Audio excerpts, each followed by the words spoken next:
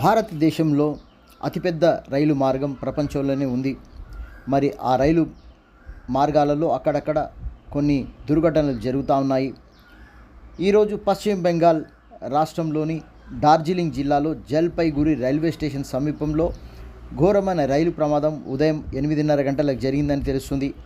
ఒకే రైలు పట్టాలపై railway స్టేషన్లో ఆగి ఉన్న కాంచన్ జంగా ఎక్స్ప్రెస్ ట్రైన్ వెనుక నుండి గూడ్స్ రైలు ఢీ కొట్టింది. ఈ ఘటనలో రైలు ప్రయాణికులు తీవ్ర గాయాల పాలైనట్లు సమాచారం.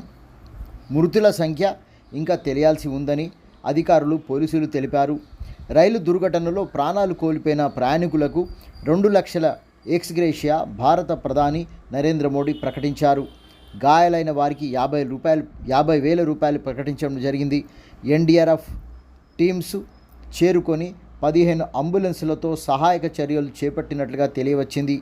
ఈ సంఘటన తెలిసిన వెంటనే రైల్వే మంత్రి, రైల్వే శాఖ ముఖ్యమైన అధికారులు సత్వర సహాయక చర్యలు చేపట్టినట్లుగా రైల్వే శాఖ ప్రకటించింది. ఈ దుర్ఘటన ఏ విధంగా జరిగింది, జరగడానికి కారణాలు అని తెలుసుకోవడానికి ఓ ఎంక్వైరీ కమిటీ వేసినట్లుగా తెలుస్తుంది. ఈ 2023 సంవత్సరంలో 2 దుర్ఘటనలు జరగడం దురదృష్టకరం.